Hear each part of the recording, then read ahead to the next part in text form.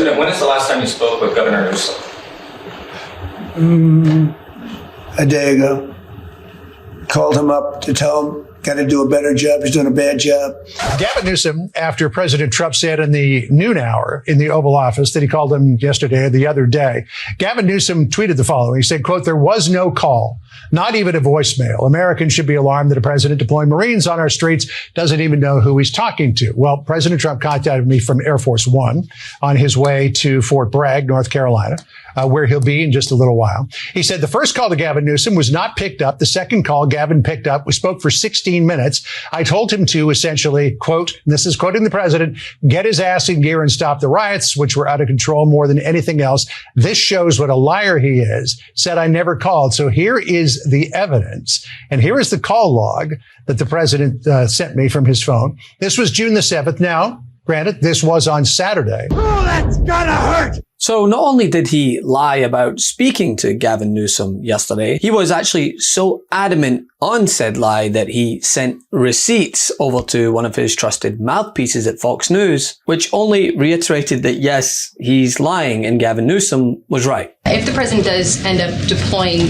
any National Guard members, perhaps Marines, to blue states, would he be in contact with the governors prior to this? Would it be necessary? Well, President Trump was in contact with Governor Gavin Newsom, despite some of the claims he's made in the last couple of days. The president called the governor on Friday evening and told him to let law enforcement in California do their jobs. And the Los Angeles Police Department, by the way, are fantastic people. They are trying to do the work that they've so bravely signed up to do to enforce the law, but they have been kneecapped by incompetent Democrat policies and Democrat politicians who do not allow their local law enforcement to correspond and coordinate with federal immigration authorities. And so President gave Gavin Newsom a warning and said, get it together. 24 hours later, we saw more images like this. While the situation in LA remains ever so precarious, the leader of the country just decided to continue his attacks on the governor of California, doing everything possible to make the situation in Los Angeles worse by also mobilizing a Marine battalion and fanning the flames with his rhetoric.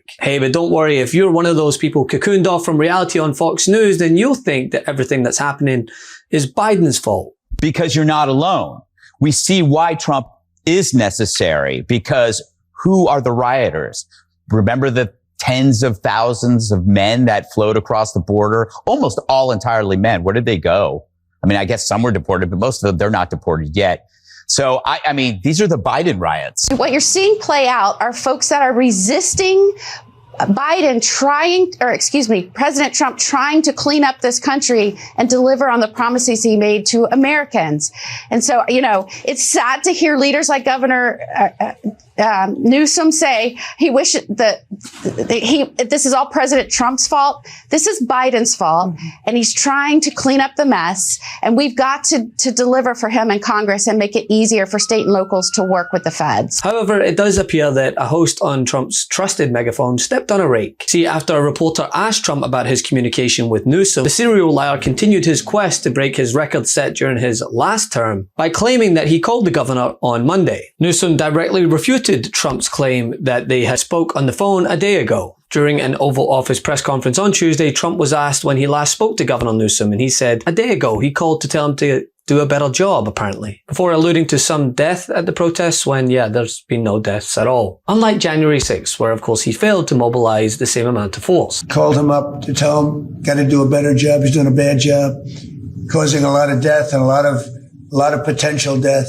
If we didn't send out the National Guard, and last time we gave him a little additional help, you would have, Los Angeles would be burning right now. The radical left, it's usually radical left, and it's usually governors that are Democrat, and they don't want to call them in. They don't want to save lives. They don't want to save property. They don't want to call them in. I don't know what it is. When is the last time you spoke with Governor Newsom?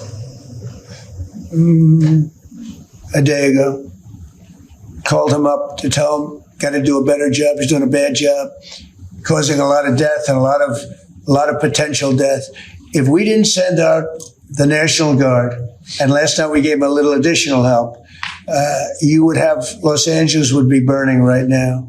Los Angeles would be not a lot different than what you saw take place in California and Los Angeles just a little while ago. Newsom quickly responded on X by saying, quote, "There was no call, not even a voicemail." He wrote that Americans should be alarmed that a president deploying Marines onto our streets doesn't even know who he's talking to. And the hilarious part came in an attempt to prove that he was right. Trump then connected with Fox host John Roberts, texting him directly to share a call log, which was then broadcast live on Fox News. But the only problem is, well, the log shows that the calls were made Saturday, which Newsom had already spoke about at length in a press conference, saying that, yeah, he spoke to the president over the weekend. On between Gavin Newsom and President Trump.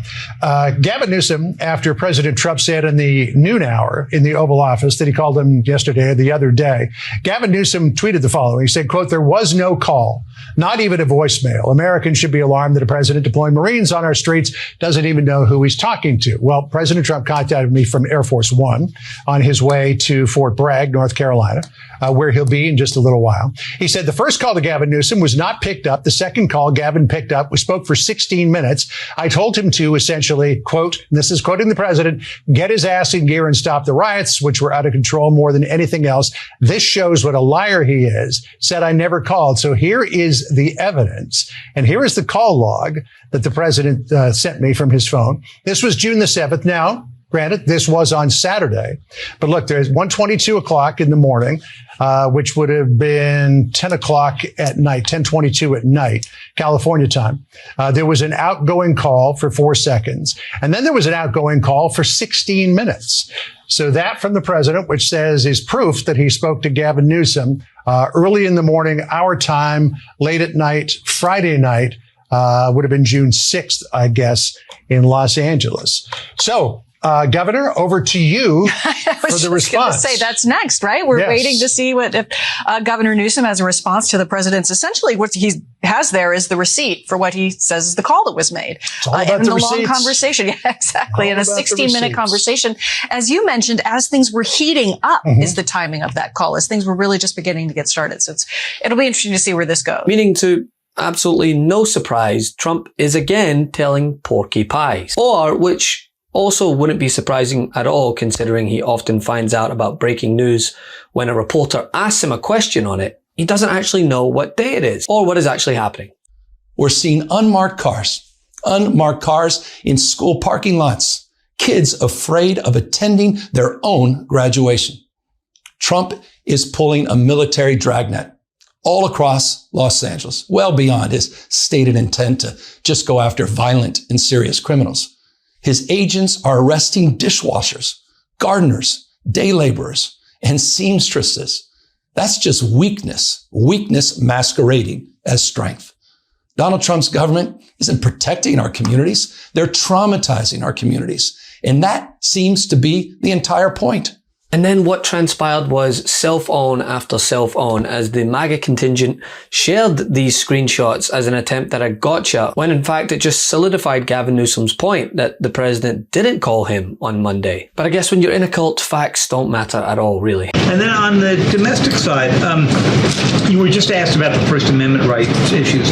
In the president's comments yesterday, though, he just said protesters would be strongly dealt with. In your list before, you referred to insurrectionists, rioters, and protesters together. Obviously, they're quite different from your earlier answer. I'm struck by the fact that the president has not at any point said the most important thing here is to protect the First Amendment rights of peaceful protesters. So I'm wondering, where in his hierarchy of interests does he place that? Is the First Amendment protection the most important? Is stopping violence most important? Why is he not out saying all peaceful protesters will be protected? I think two things can be important at the same time. And the president, as I just answered, supports the right of Americans to peacefully protest. He supports the First Amendment. But that is not the majority of the behavior that we have seen taking place in Los Angeles. We have seen mobs of violent rioters and agitators assaulting law enforcement officers, assaulting our federal immigration authorities. And we have seen, as I said, this goes back to what this administration is trying to do and accomplish, and that's enforcing law and order in our nation's communities. And it's removing public safety threats from communities in Los Angeles. You're saying the majority have not been peaceful, the majority have been violent. I just read for you the arrest numbers. We've arrested nearly 400 illegal aliens alone, just illegal aliens who have been arrested in these riots since June 6th, since they began. Thousands of people on the streets. Yeah, and we've had hundreds of people who have assaulted law enforcement officers. Are you saying that that's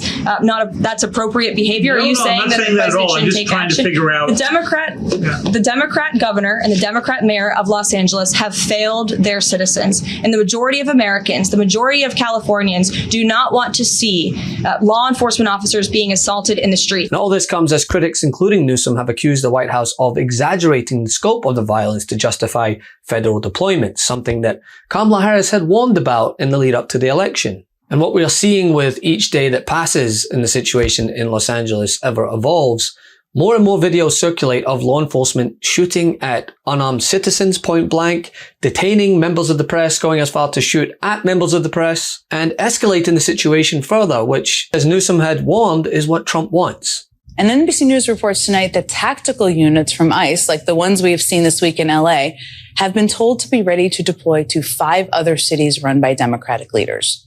2 sources familiar with the matter tell NBC News that special response teams, as they're called, teams that use heavy Bearcat-tracked vehicles, long guns, tactical vests, have been ordered to deploy in the following cities: Seattle, Chicago, Philadelphia, the DC area, and New York City.